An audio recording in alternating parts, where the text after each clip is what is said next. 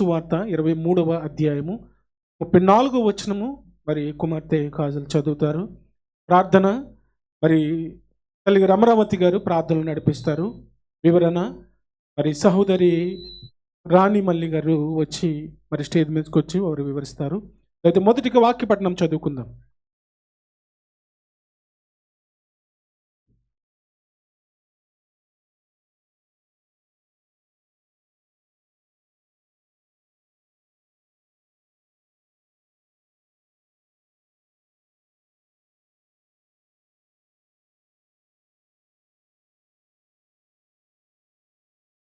కనుక వీరిని క్షమించమని చెప్పాను.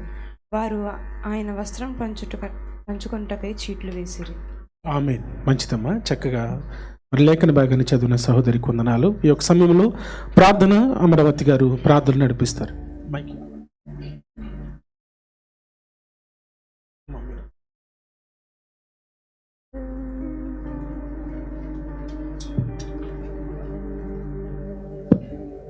ప్రార్థన. స్తోత్రం స్తోత్రం స్తోత్రం. పరిశుద్ధుడ, ప్రేమ కలిగిన తండ్రి, ఈ పాదాలు కొందాను స్తోత్రాలు తెలియజేసుకుంటున్నాను ప్రభువా. దినాన్ని ప్రభా నీ పాదాల చెంతకు చేరి నిన్ను స్తుతించి నిన్ను మహింపరిచి నిన్ను కనపరిచే గొప్ప ధన్యతను మాకు ఇచ్చినందుకు నీకు స్తుతులు స్తోత్రాలు తెలియజేసుకున్నాను ప్రభు. పరిశుద్ధుడు పరిశుద్ధుడని కోట్లాది దూతలతో నిత్యం కొని ఆడబడుచున్న మా ప్రియ తండ్రి, మీకే స్తుతులు స్తోత్రాలు తెలియజేసుకుంటున్నాం రాజా. ఈ రాత్రికాల సమయంలో ప్రభా నేను ఈ సంఘాలు నేను నీ పాదాల చెంతకు చేరి ప్రభా నిన్ను స్తుతించుటకు మీరు వచ్చిన గొప్ప ధన్యతను బట్టి మీకు వందనాలు స్తోత్రాలు తెలియజేసుకుంటున్నాం ప్రభు. నేను ఇదిగో సిలువలో 7 మాటలు నేను మా కోసం అమూల్యమైన మాటలు మీరు పలికి ఉన్నారు రాజా. ఇదిగో మొదటిగా నేను నీ కుమార్తె నిలబడి మొదటి మాటగా మాట్లాడుచుండగా ప్రభువా, నీ చిలువుచాటు నీ కుమార్తెను నిలవబెట్టుకుని మా కొరకు మీరు ఏమైతే అమూల్యమైన మాటలు మాట్లాడి ఉన్నారో నేను మేము వినుటకు మీరు మాట్లాడుతున్న మాటలు మా హృదయాలు భద్రపరచుకోటకు నేను ఇంకాను మేము నేర్చుకోవటానికి ప్రభా మీరే మాకు మంచి జ్ఞానము దయచేయమని అడుగుతున్నాను ప్రభు. నేను ఇదిగో తండ్రి చేరి వచ్చిన వీళ్ళందరినీ కూడా దీవించండి, ఆశీర్వదించండి ప్రభా. నేను ఇదిగో ఈ ఆరాధన ప్రభా నీకు మహిమకరంగాను అందరికీ దీవెనకరంగాను జరిగించుకుంటారని మా కొరకు అతి త్వరలో రానే ఉన్న నజరుడని యేసుక్రీస్తు నామములో అడిగి వేడికి ప్రార్థిస్తున్నాం తండ్రి. Praise Lord. ప్రభువైన యేసుక్రీస్తు నామం పేరట స్టేజి మీద ఉన్నట్టు దైవ సేవకులకును పెద్దలకును సహకార కాపులకును సహోదర సహోదరులందరికీ కూడా హృదయపూర్వక వందనాలు చెల్లించుకుంటున్నానండి.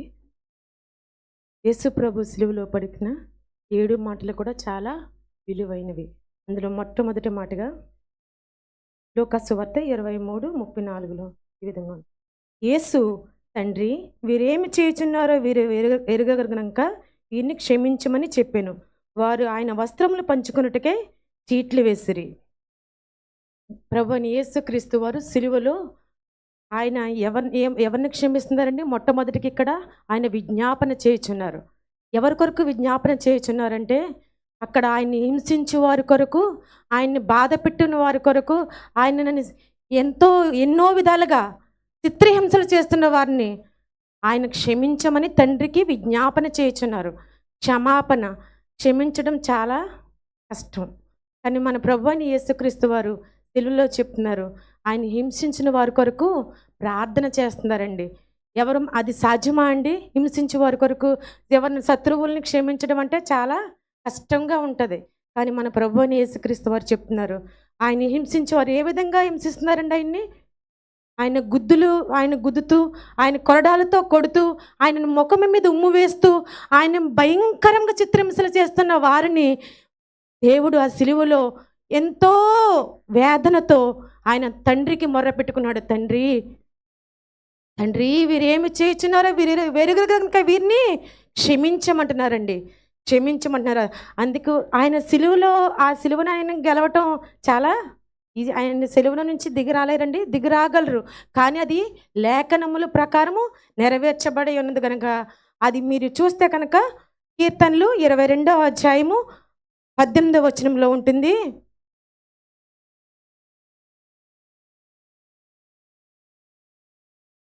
నేనే చదివేస్తానండి. నా వస్త్రములు వారు పంచుకొనుచున్నారు, నా అంగీ కొరకు చీట్లు వేయుచున్నారు. లేఖనం ఎప్పుడో నెరవేరిందండి. అది ఇప్పుడు సిలువలో చెప్తుందో చూడండి. అక్కడ ఆయన చూసిన వారు ఎలా చూస్తున్నారంట? 22వ అధ్యాయం 7వ వచనం ఉంటుంది. నన్ను చూసేవారు పెదలు విరిచి తల ఆడించుచు నన్ను అపహాసించున్నారు. ఆయన అపహాసించున్న వారిని, ఆయన చిత్రహింసలు పెడుతున్న వారిని, బాధ పెడుతున్న వారిని ఆయన ఏమంటున్నాడు? క్షమించు తండ్రి అని మొర్ర పెట్టుకుంటున్నాడండి. ఈరోజు మనం కూడా మన శత్రువుల్ని ఏం చేయమంటున్నాడు దేవుడు? మనం కూడా ఆయన ఏమి బోధించారో అది చేస్తూ వచ్చారు. అది ఆయన ఏమి చేశారో అదే బోధించారు. ఆయన చెప్పి విడిచిపెట్టలేదు. ఆయన ఏది చెప్పినా కానీ అది ఆయన చేస్తూ వచ్చారు. అదేవిధంగా యెషయా గ్రంథం మనం ఇందాక చదువుకున్నాం కదండి, 53వ వచనం 12వ వచనంలో ఉంటుంది. అతిక్రమము చేయి వారిలో ఎంచబడిన వాడాయను, అనేకుల పాపములు భరించుచు తిరుగుబాటు చేసిన వారిని గురించి విజ్ఞాపన చేసెను. ఆయన ఏం చేస్తున్నాడండి? తిరుగుబాటు చేసిన వారి గురించి విజ్ఞాపన చేస్తున్నారు. ఈరోజు మనం కూడా మనకి కూడా శత్రువులు చాలామంది ఉంటారండి. ప్రతి ఒక్కరికి శత్రువులు ఉంటారండి. శత్రువులు మనం ఏం చేయాలి? క్షమించాలి. మన దేవుడు మనకు నేర్పించాడు. అది క్షమించే గుణము మనలో ఉండాలండి. క్షమించే గుణం మనలో ఉంటే ఆయన మనం అనుసరించిన వారుగా ఉండగలుగుతామండి. ఈరోజు సిలువ దగ్గరకు వచ్చిన మనము సిలువ దగ్గరికే వచ్చి వెళ్ళిపోకూడదు. సిలువ వైపు ఒక్కసారి తీరు చూస్తే ఆయన చేసిన త్యాగము, ఆయన చేసినది మనకు కనబడుతుందండి. ఇంకొక మీరు వాక్యం చూస్తూ ఉంటే కనుక 2 కొరింథీ 2:10 వచనంలో ఉంటుంది. మీరు ఎవరి నిమిత్తమైన ఎవరిని క్షమించుచున్నారో నేను వారిని క్షమిస్తానంటున్నాడు దేవుడు.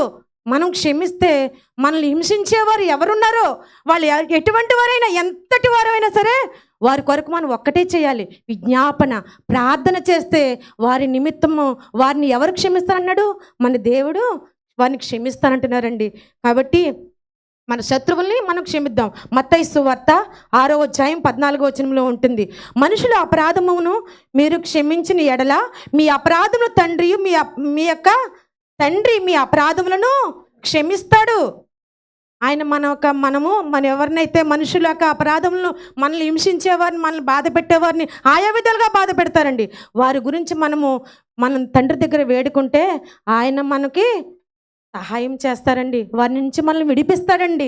కనుక మనం ఆ విధంగా ఉందామండి. తర్వాత వచ్చి అయితే ఎన్నిసార్లు క్షమించాలయ్యా అంటే పేతురు గారు అంటారు, తండ్రిని అడుగుతున్నారు, యేసుక్రీస్తు వారిని అడుగుతున్నారు, అయ్యా నా సహోదరుడు నన్ను హింసించిన ఎడల ఎన్నిసార్లు క్షమించమంటావయ్యా అంటే, మీరు చూడండి, మీరు మత్తయి సువార్త 18వ వచనం 21లో ఉంటుంది. 70 ఏళ్ల వరకు మన ఆయుష్ ఎంతండి? 60-70 సంవత్సరాలు. అంటే జీవితకాలం అంతా కూడా మనం ఏం చేయాలి? క్షమిస్తూనే ఉండాలి. ఎందుకంటే మన దేవుడు క్షమించాడు కాబట్టి మనం కూడా అటువంటి స్వభావాన్ని ఎందుకంటే ఆయన బిడ్డలుగా మనకది సాధ్యము. మనము ఆ విధంగా నడవాలండి. తర్వాత వచ్చి మీరు చూసుకుంటే కనుక ఆయన కపెర్నహూములో కొండపైన అక్కడ ప్రసంగం చేయుచుండగా అక్కడ పక్షవాయుగలిగిన ఒక వ్యక్తి, అక్కడ జనసమూహం చాలా కిక్కిరిసిపోతూ ఉంటుంటే ఆయన స్వస్థత పొందాలని అనుకున్నప్పుడు అక్కడ కొంతమంది ఆయన్ని ఇంటి పైకప్పు నుంచి తీసుకొచ్చి ఆయన ముందు నిలబెట్టినప్పుడు యేసుప్రభు వారు అంటున్నారు, ఆయన ఏమన్నారు? నీ పొరుపెత్తుకుని వెళ్ళిపో, స్వస్థపరచిపో అన్నాడండి. నీ పాపములు క్షమించబడ్డాయి, నీ పాపములు క్షమించబడ్డాయి, నీ పరుపెత్తుకుని వెళ్ళమంటున్నాడు. ముందు మన పాపములు మనం ఒప్పుకునే ఎడల రోగాలు వస్తాయండి, శారీరకంగా వస్తాయి. మనం చేసే పాపాలను బట్టి కూడా కొన్ని రోగాలు వస్తాయి. కనుక మనం ఎప్పుడైతే ఆయన పాదాల దగ్గరికి వచ్చి క్షమాపణను కలిగిన బ్రతుకు మనలో ఉంటుందో, మనము ఆయన యొక్క ప్రేమనికి, ఆయన చేసిన త్యాగానికి మనకి ఒక సార్థకరంగా ఉంటుందండి. తర్వాత వచ్చిన తర్వాత మీకు చూస్తే మీకు ఒక చిన్న ఉపమానం చెప్పి నేను ముగించేస్తున్నాను. ఒక ప్రాంతంలో ఒక మంచి మనసు కలిగిన రాజు ఉన్నారంటండి. ఆయన ఆ ప్రాంతంలో జైలు ఒకటి ఉంది. ఆ జైల్లో అనేక మంది ఖైదీలు ఉన్నారంటండి. అయితే జైలు యజమానుడంట, అయ్యా రాజా, ఒక్కసారి మరి జైలుకి రాయ్యా, ఎందుకంటే రోజు రోజుకి ఖైదీలు ఎక్కువైపోతున్నారు తండ్రి, మీరు ఒకసారి వచ్చి వారితో మీరు మాట్లాడమని ఆ రాజుని వేడుకున్నారంట. అప్పుడు ఆ రాజు అంటే నేను వస్తానని చెప్పి ఆయన ఒక దినాన్ని అక్కడికి వచ్చారంట. వస్తే ఆయన ఒక్కొక్కరి దగ్గరికి వెళ్తూ ఆయన అంటున్నాడంట, ఏం పాపం నువ్వేం చేసావంటే, అయ్యా నేనేమీ చేయలేదయ్యా, లేనిపోని విధముగా నాకు అనేక నిందలు నా మీద పెట్టి ఈ సరసాల్లో పెట్టేశారయ్యా, నేనేమి చేయలేదు, నేనే నింద చేయలేదు, వారు చేశారు, వీరు చేశారు అంటూ ఏదేదో చెప్పుకుంటూ ప్రతి ఒక్కరి దగ్గరికి అనేక మంది దగ్గరికి వెళ్ళాడంట. ఆయన వెళితే లాస్ట్ అందరి దగ్గరికి వెళ్ళి ఒక ఆయన దగ్గరికి వెళ్ళి నిలబడ్డాడంట. అతను అంటున్నాడంట, నువ్వేం చేసావయ్యా అంటే, అయ్యా నేను చాలా ఘోర పాపం చేశానయ్యా, నా భార్యని ఏడిపించానయ్యా, నా బిడ్డల్ని ఏడిపించానయ్యా, నా తల్లిదండ్రులను ఏడిపించానయ్యా, నా బంధుమిత్రులను ఏడిపించానయ్యా, ఈ శిక్ష నాకు నేను భరించవలసి ఉంది, నేను పాపం చేశాను రాజా, దయతో నన్ను క్షమించయ్యా అంటూ ఆయన కాళ్ళ మీద పడ్డాడంటండి.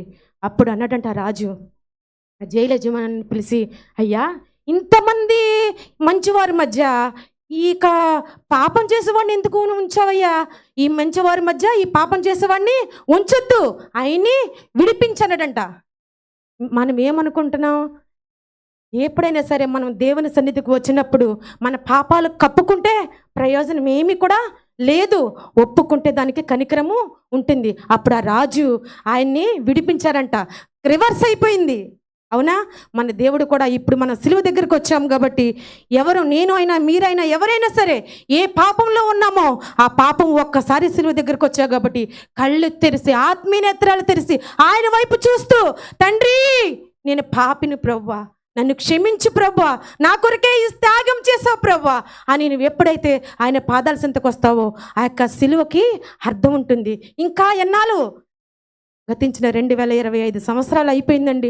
ఇంకా ఈ సంవత్సరం ఉన్నా వచ్చే సంవత్సరం ఉంటామో లేదో కూడా తెలియదు కనుక ఇదే మిక్కిలి అనుకూల సమయం కనుక ప్రతి ఒక్కరం కూడా పశ్చాత్తాపంతో ఆయన పాదాలకు వస్తూ మన పాపాన్ని విడిచిపెట్టి ఆయన వెంబడించుదాం. ఆయన నిత్య రాజ్యంలో మన అందరం ఉందాం. ఈ దేవుడి చిన్న మాటలు దీవించి ఆశీర్వదించిన గాక. ఆమేన్. మంచిది. ఒకసారి అందరము దేవుని మహింపరిచి చప్పట్లు కొడదామండి గట్టిగా, ఇంకా గట్టిగా. మంచిదండి. మరి ఇచ్చినటువంటి సమయంలో చెల్లి రాణి గారు మరి చక్కగా సిలువలో పలికినటువంటి మొదటి మాట చక్కని వివరణ ఇచ్చారు. చెల్లి నేను గమనిస్తూ ఉంటాను, మరి ఎప్పుడు